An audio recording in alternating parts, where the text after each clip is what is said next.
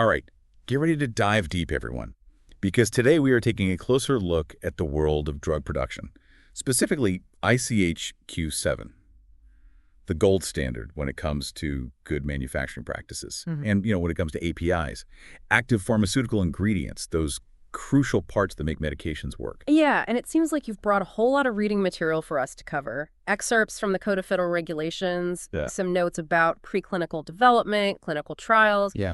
even a peek into how safety data is evaluated. It's quite a bit. It really is. I have to admit, when I saw all those CFR titles, the 21 parts, 110, 111, 202, 203, 210, 211, and so on, I felt a little bit overwhelmed. It's like, how does anyone even begin to understand all of this? Oh, I know what you mean. It can definitely seem daunting at first, but you can think of these regulations as a safety net for every pill that you take. Take CFR Title 21, Part 110, for example. Even something as basic as storing the raw materials has specific rules to prevent contamination. It all comes down to making sure that what goes into the final product is pristine.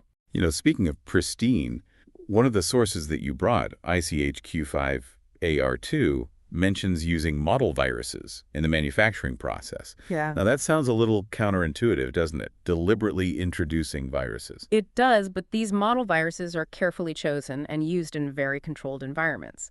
Think of it as a stress test for the purification process. It proves that the process can effectively remove potential viral contaminants.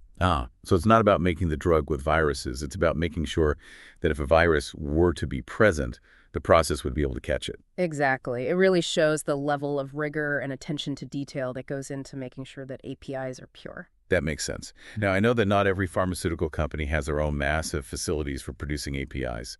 Your notes mention something called CDMOs, contract development and manufacturing organizations.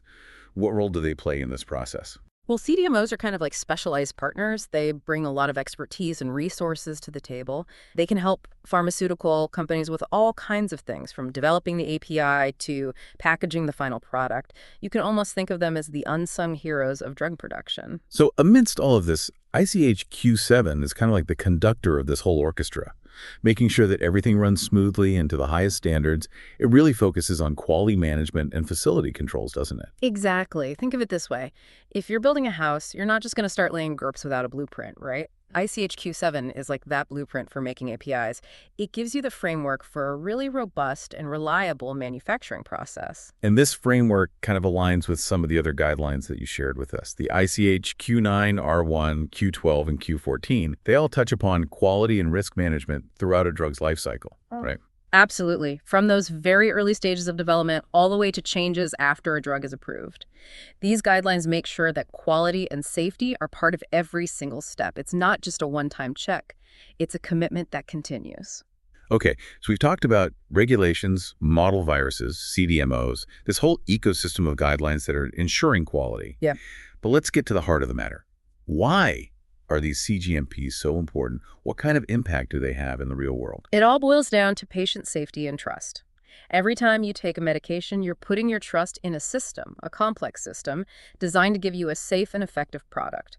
And these CGMPs are the foundation of that trust. They're what make sure that every dose is exactly what it should be, potent and free from anything that could harm you. It's a high-stakes game, isn't it? These aren't just products. We're talking about potentially life-altering treatments. That's right. And that's exactly why every single step in the process, from those raw materials to the final product, is carefully documented.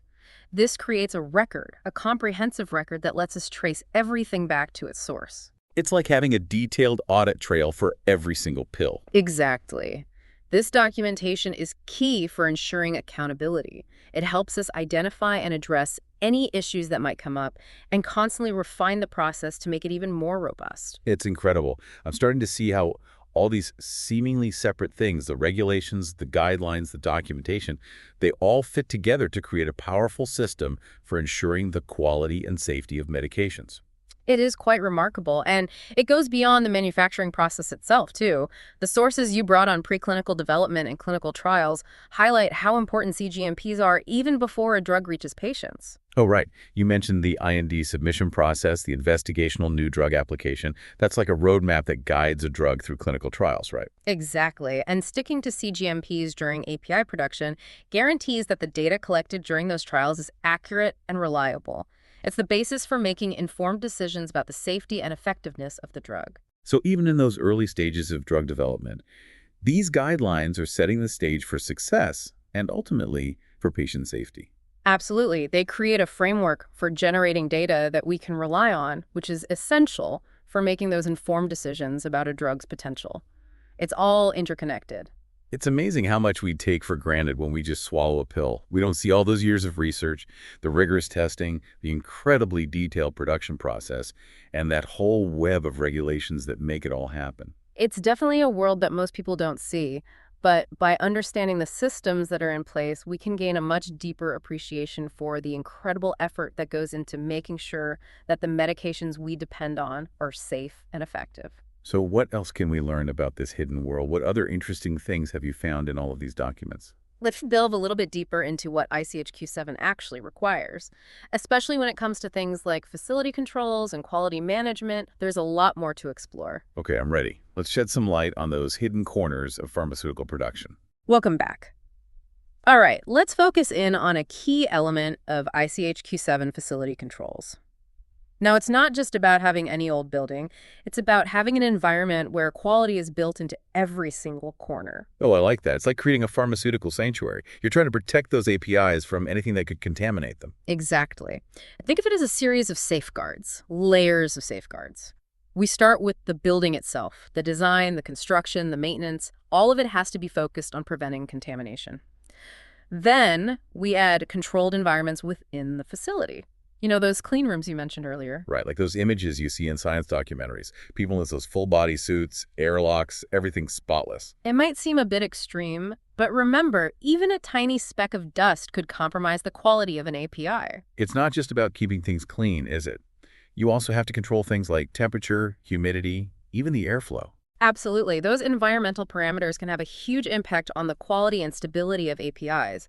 Think of it like a chocolate bar. If you leave it in a hot car, it'll melt, and you can't really use it anymore. APIs are kind of similar. They need those specific storage conditions to keep them in good shape. So ICHQ7 is like setting the rules for this whole climate-controlled, super clean environment for making APIs. Exactly. And it doesn't stop there. ICHQ7 also covers the equipment used in production. You can't just, whip up a batch of life-saving medicine in your kitchen blender. Uh-huh, right. Can you imagine someone trying to explain that to an FDA inspector? Like, oh yeah, this is my pharmaceutical-grade Vitamix. Not quite. ICHQ7 says that all of the equipment, from the tiniest mixing vessel to those really sophisticated analytical instruments, they all have to be designed, maintained, and calibrated to make sure that they're fit for purpose.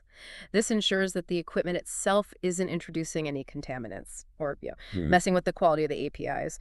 It's all about validation, right? Yeah. Proving that every single piece of equipment is up to the job and won't introduce any unwanted surprises into the mix. Exactly. And this attention to equipment even extends to things that you might think are pretty ordinary, like containers and closures. Remember that part we discussed from CFR Title 21, Part 211? You mean the one about container closure systems? Yes, exactly.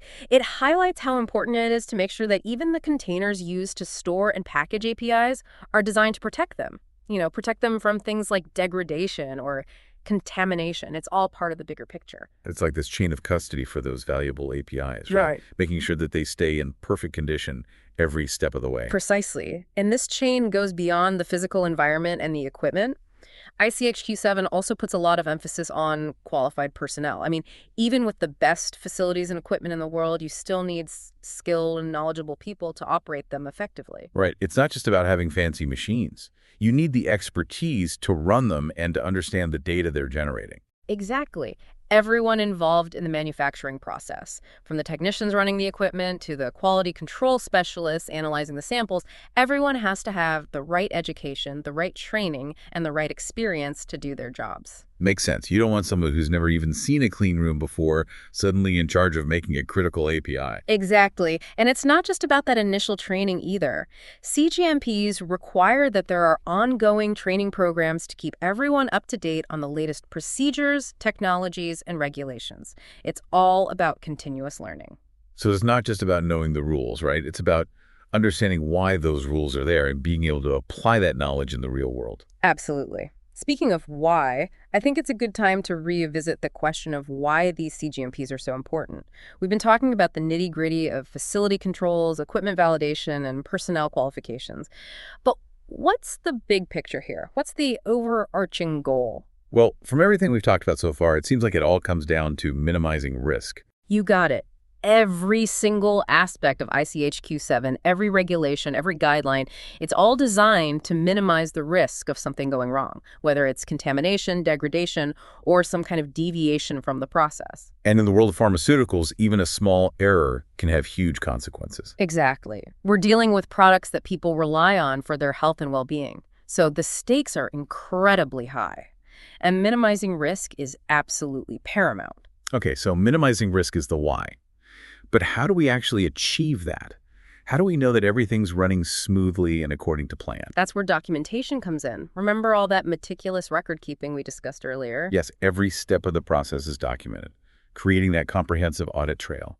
Precisely. And it's not just about documenting what was done. It's also about documenting anything that deviated from the process, any unexpected events, any challenges that came up. So it's like a detective's notebook. You're recording every single clue, every observation, every twist and turn in this case, of producing a safe and effective API. I like that. That's a great analogy. This detailed documentation serves a few really critical purposes. First, it allows us to trace everything back. If there's ever a question about a particular batch of API, we can go back and see its entire history, from the raw materials to the specific equipment and the people involved. So if there's a problem, you can figure out exactly where it happened and then take steps to stop it from happening again. Exactly. It's about accountability and continuous improvement. Second, all of this documentation gives us a ton of data that we can analyze. We can use it to identify trends and areas where we can improve things. By looking at these records, we can learn from past experiences and keep refining our processes to make them even more robust and reliable. It's like a feedback loop, right? You're using the data to learn and to improve, always pushing for those highest possible standards. Exactly. This data-driven approach is essential for keeping everything consistent and making sure that each batch of API meets those same strict quality standards. Okay, so we've covered facilities, equipment, personnel, and documentation. It seems like ICHQ-7 covers all the bases when it comes to making sure APIs are safe and high quality. It's a very comprehensive and multifaceted approach, which makes sense given how complex pharmaceutical production is. But remember, it all comes back to that core principle of minimizing risk. We're always trying to protect patient health and well-being. And speaking of patient health, you mentioned before that CGMPs are important even before a drug gets to patients, during those preclinical and clinical development stages. Absolutely. Let's shift gears now and look at those early stages of drug development. We can explore how sticking to CGMPs during API production sets the stage for successful clinical trials and ultimately for medications that are safe and effective. I'm ready. Let's dive in. I want to learn more about this critical connection between CGMPs and how a drug makes its way from the lab to the pharmacy shelf. Okay, so we've gone through all those careful controls for the facilities, the equipment, the people involved, the documentation.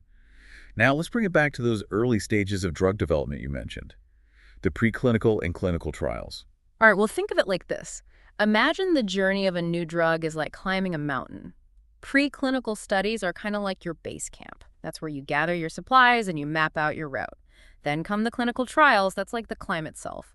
Each phase is a higher camp as you go up the mountain. And finally, you reach the summit, which is regulatory approval. It's the culmination of all your efforts. So CGMPs are like your safety ropes in your harnesses. They're there to make sure you have a safe climb every step of the way. Exactly. If you didn't have that foundation of quality built into the API production, the data you collect during the clinical trials wouldn't be reliable. It'd be like trying to navigate with a compass that's broken. You wouldn't be able to trust the readings and you could end up getting lost. Right, so even back at base camp, those CGMPs are setting you up for a successful climb. Absolutely. Remember that IND submission process we talked about? The investigational new drug application that you have to submit to the FDA before you can even start clinical trials? Wow. Well, a big chunk of that document is all about how the API is made. It's like showing your climbing gear to the expedition leader to get it checked out before they let you set foot on the mountain. And if your gear's not up to snuff, you're not going anywhere. Exactly. The FDA needs to be sure that the API that's being used in those clinical trials is made according to CGMPs. This ensures that the data they're getting from the trials is reliable, and that it can be used to make good decisions about whether the drug is safe and if it works. So it's not just about protecting the people in the trial, it's also about making sure the whole scientific process is solid. Exactly. If you have bad data because the APIs were made poorly, it could lead to wrong conclusions about a drug's potential. And that could actually end up hurting patients in the long run. That makes the role of CGMPs even more critical. It's not just about the quality of the product itself, it's about making sure the whole drug development process is done with integrity. Absolutely. And this meticulous way of doing things goes beyond just making the drug itself. Remember those excerpts from the Code of Federal Regulations that you had, specifically CFR Title 21, Parts 310 and 203. You mean the ones about the patient package inserts for birth control pills and the rules about how drugs can be advertised? Those are perfect examples of how those CGMP principles go further than just making the drug. They show how important it is to communicate clearly and accurately throughout a drug's entire life cycle, from giving patients all the information they need about their meds, to making sure the advertising is truthful and balanced. So it's not just about making a good product. It's also about making sure it's used the right way Yeah. and that people have the right information. Precisely. And this commitment to being transparent and putting patient safety first is in everything. From how strictly the labels have to be written to the rules about what can and can't be said in those drug ads. It's like this circle of responsibility. Yeah. And CGMPs are right at the center of it. They reach out and touch every single part of a drug's existence. That's a great way to think about it. It's this whole interconnected network of regulations, guidelines, and best practices, all because everyone is committed to keeping patients safe and healthy. So as we're wrapping up this deep dive into ICH-Q7 and the world of CGMPs, what's the one thing you want our listeners to take away from all of this? I'd say it's this. The next time you grab that bottle of pills from your medicine cabinet, remember that it's not just some random product. It represents a really intricate and carefully designed system, a system that's all about making sure it's high quality, safe, and that it actually works. From those raw materials to the final pill, from the lab to your pharmacy shelf, CGMPs are the guiding force behind it all, making sure those medications are made to the highest standards possible so that patients can be confident they're getting something that's effective and safe. It's a pretty amazing system, and I hope this deep dive has helped people understand a little bit more about all the work and dedication that goes into making the medications we all rely on. It definitely has for me. I'm looking at my medicine cabinet in a whole new light now. I'm thinking about the journey each one of those pills took to get to me. And that's exactly what we were hoping for with this deep dive. We wanted to give everyone a glimpse into this fascinating and complex world of how pharmaceuticals are made, and hopefully spark a deeper understanding of the systems that keep us all healthy and safe. Well, I think we've reached the summit of our deep dive. Thanks for joining us on this exploration of ICH-Q7 and CGMPs. Keep those questions coming. And until next time, remember, knowledge is power.